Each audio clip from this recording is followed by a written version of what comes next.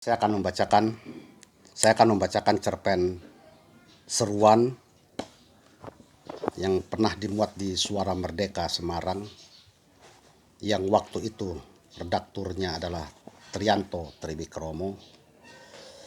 Sebelum cerpen ini dimuat beliau, ia pernah mengatakan pada saya, sebaiknya saya tak usah membuat cerpen, tapi ia percaya kalau saya adalah penulis puisi yang baik. Artinya ia tidak mengakui saya sebagai cerpenis.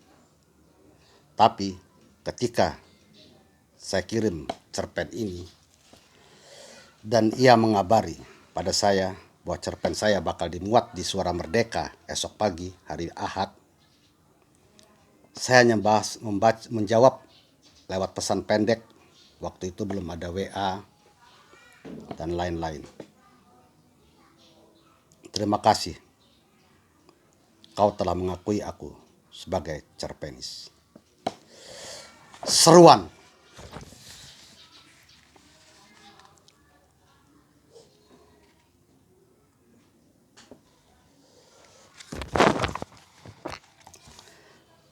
Demi kesucian Ramadan, pemerintah kota menyeru warga, pengusaha makanan, dan tempat-tempat hiburan. Demikian. Diserukan kepada warga bahwa demi kesucian di bulan Ramadan supaya dapat menghormati yang berpuasa. Para pengusaha makan dan tempat hiburan supaya menutup kegiatannya selama bulan suci ini. Barang siapa tiada mengindahkan seruan ini, pemerintah tak segan-segan membekukan izin usahanya. Tertanda pemerintah kota.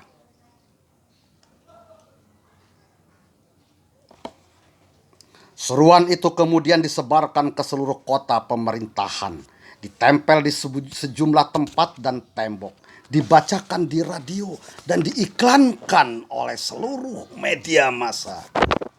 Warga pun menaati maklumat pemerintah kota, saling hormat menghormati antara yang menjalani ibadah puasa dan yang tidak. Begitu pula sepanjang siang di bulan Ramadan, rumah-rumah makan dan warung makan pinggir jalan tutup.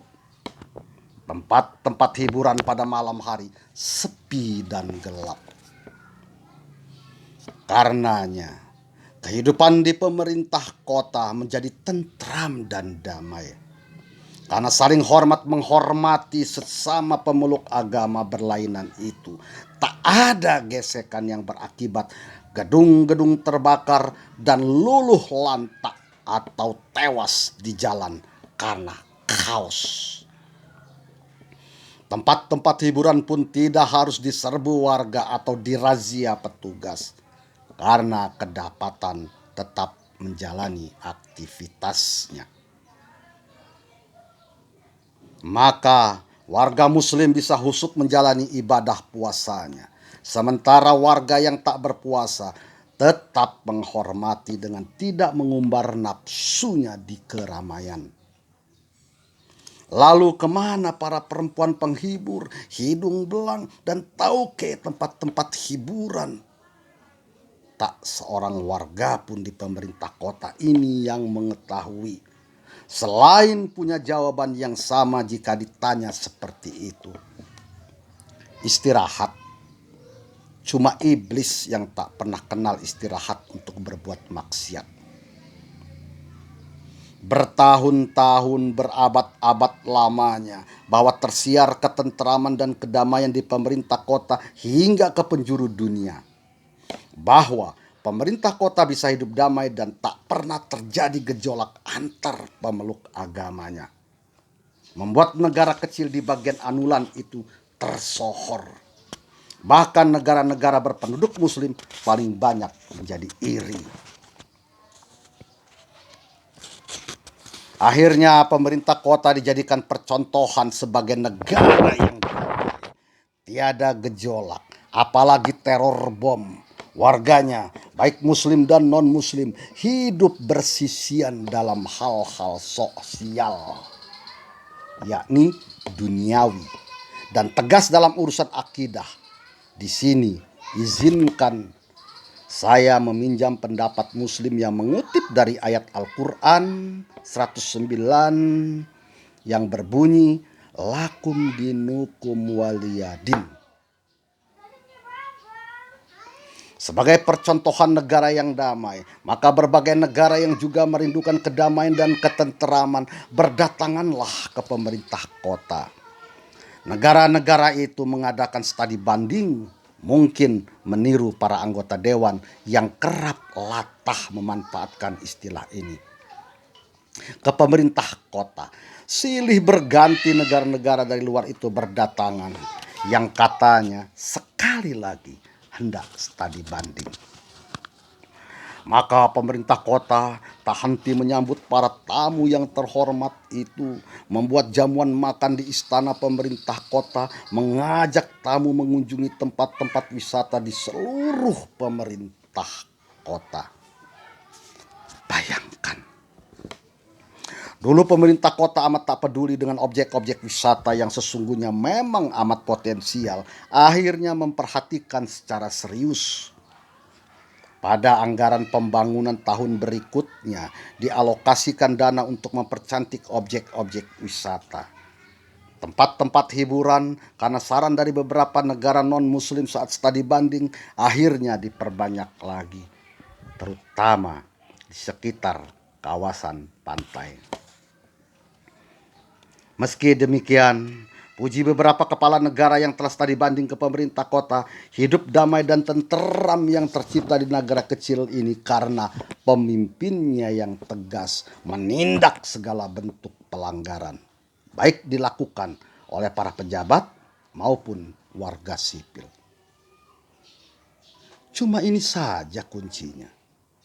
Saya pikir ada kiat lain yang lebih rumit, kata pemimpin negara dari bagian Asia yang dikenal para pemimpinnya amat korup saat diwawancarai pers. Namun pemimpin dari negara bagian Asia tak pesimis kalau kiat yang diperolehnya dari studi banding itu diterapkan di pemerintahannya.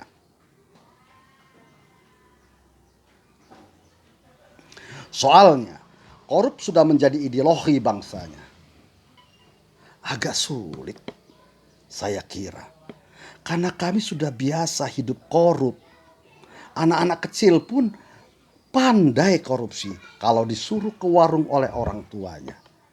Ahli mengganti-ganti angka di rapor sekolahnya, kata sang pemimpin negara itu tersenyum malu-malu. Pemerintah kota selanjutnya sibuk menerima para tamu dari negara lain. Tak bisa menolak. Sebab menolak berarti menghancurkan anggapan bahwa dunia negara ini juga tersohor karena keramahan dan sopan santunnya. Para tamu luar negeri akhirnya keluar masuk ke negara pemerintah kota. Pada beberapa tahun terakhir ini, entah pada 100 tahun keberapa dari seruan pemerintah kota yang dicetak dan disebar ulang saban ingin memasuki bulan Ramadan, tidak lagi tampak ditempel di tembok dan papan pengumuman rumah ibadah dan sekolah. Hanya sekali sehari menjelang Ramadan dibacakan di radio dan dipasang di halaman iklan media cetak.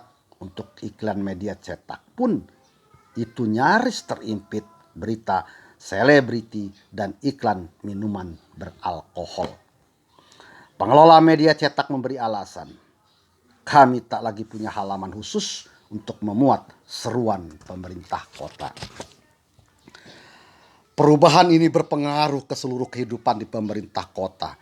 Para muslim berpuasa dengan rasa khawatir, sementara yang beragama lain sudah berani terang-terangan makan di keramaian.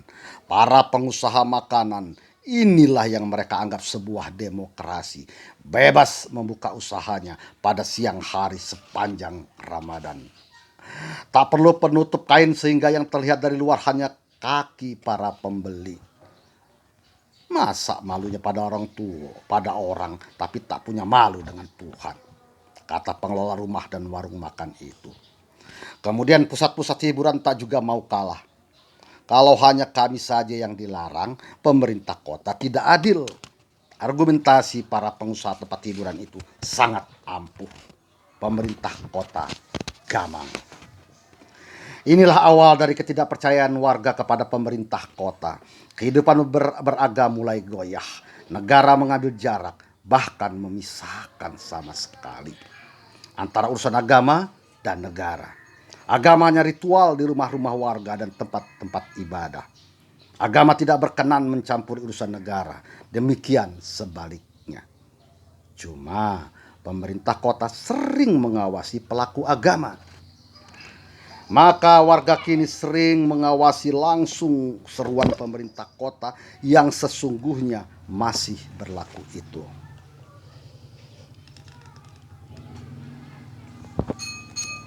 Sebab tangan pemerintah kota tak lagi sampai menjamah atau menjewer para pengelola rumah makan dan tempat hiburan.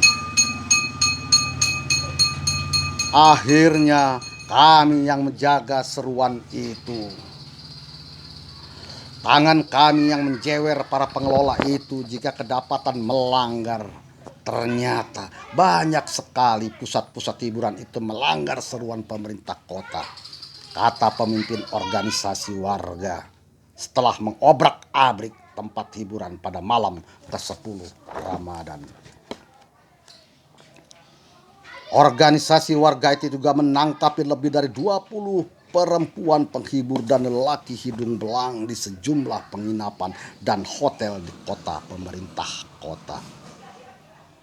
Artinya ini apa? Pemerintah tak lagi dihormati. Seruan pemerintah kota tidak dihargai dan tidak ditakuti lagi. Para pengusaha sekarang sudah pada berani. Jadi, Anda lebih berani dari para pejabat. Kami hanya takut pada Allah, jawab pemimpin organisasi warga. Lalu atas nama Tuhan kota-kota di pemerintah kota dijaga demi kesucian dari segala bentuk maksiat. Sementara kelompok lain juga mengatasnamakan Tuhan melawan organisasi itu dianggap telah berbuat makar. Padahal kata kelompok lain ini, Islam datang sebagai rahmat bagi semesta alam, rahmatan lil alamin. Muslim adalah ibarat lebah yang tak pernah merusak setiap hinggap, tapi baru menyengat jika terganggu. Sungguh, analogi itu diucapkan oleh orang yang tak mengerti agama, seru pemimpin organisasi warga seraya mengutip suatu ayat. Demikianlah saudara, kota ini tak lagi tentram dan damai. Setiap bulan Ramadan kami dicekam ketakutan, karena setiap waktu bisa jadi korban karena pertikaian antara penjaga kesucian Ramadan dan pembela hak-hak mencari nafkah warga. Nah, saudara, kalau suatu ketika kau datang ke kota di pemerintahan kota ini, kau akan diajak guide dari dinas pariwisata ke suatu tempat. Itulah objek wisata terbaru yang dibangun oleh pemerintah kota. Daerah itu khusus kawasan hiburan, dekat pantai, tak jauh dari pelabuhan laut internasional. Tetapi aku tak hendak menceritakan bagaimana kawasan hiburan itu tetap beroperasi sepanjang Ramadan. Meski aku tahu kalau pengelolanya membayar keamanan kepada pejabat di pemerintah kota dan beberapa pejabat juga kerap ke sana. Aku hanya ingin memberitahu bahwa kalau suatu waktu Anda berkunjung ke sana dan melihat sebuah bangunan yang sengaja dibiarkan tinggal tiang tembok dan warna hitam, itulah rumahku. Tentu kau akan heran, bangunan tak beratap dan berdinding itu bagaimana bisa jadi tempat tinggalku. Apakah aku bisa bebas dari hujan? matahari, dan angin. Maaf, saya boleh tertawa? Baiklah. Lalu perempuan gaib itu bercerita kepadamu, setahu 100 tahun yang lalu, sejak seruan pemerintah kota tak lagi punya kekuatan hukum di mata warga, tersebutlah kawasan ini menjadi salah satu pusat hiburan terbesar di dunia. Ternyata tidak saja memiliki salah satu keajaiban dunia, yang tak hanya dikunjungi warga asli, namun juga datang dari berbagai mancanegara.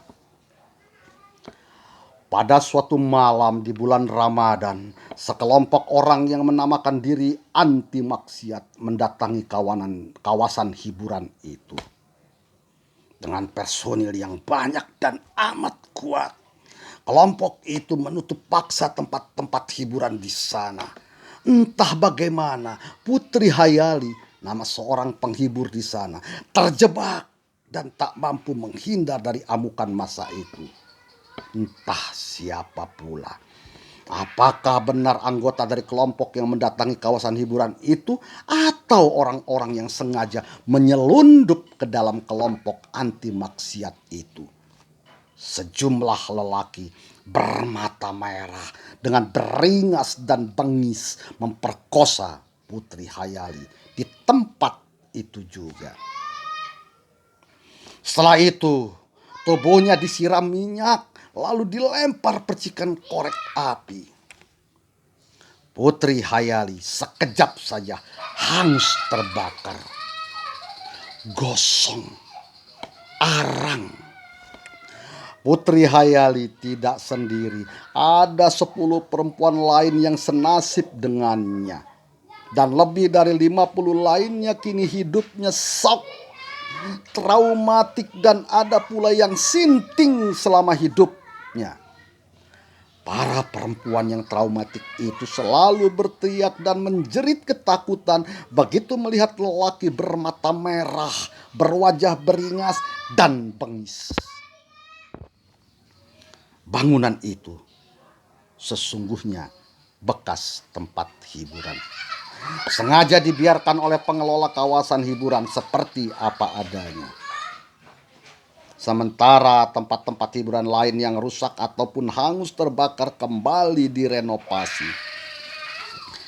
Para pengelola menganggap gedung itu sebagai kenangan dan tak boleh terulang.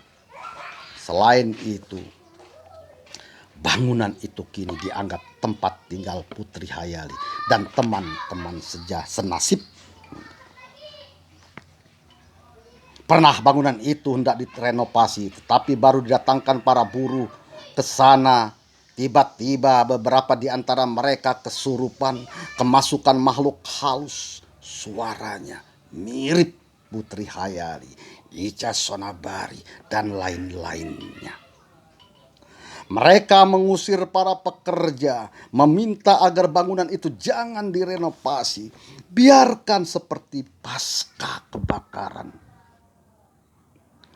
Kami juga ingin bangunan ini sebagai tempat hiburan kami, kata Putri Hayali yang meminjam mulut salah seorang buruh. Setelah itu tertawa, terkekeh.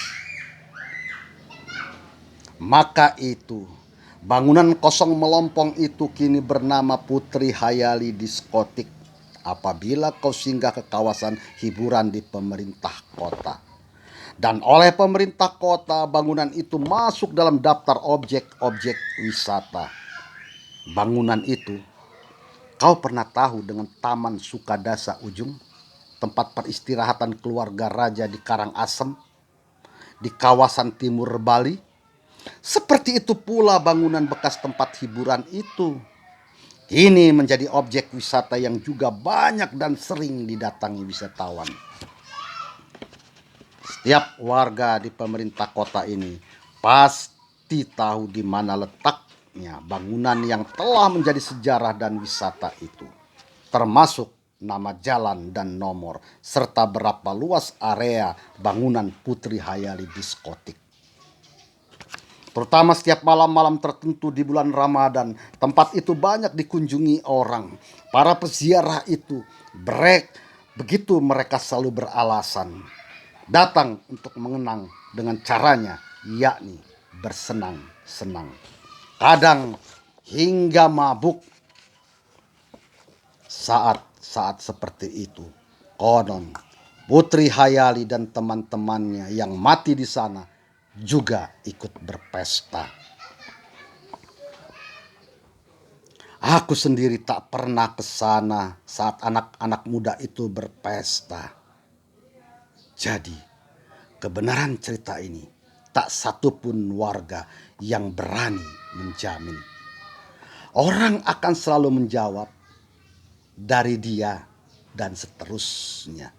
Jika ada yang bertanya, dari mana kamu tahu?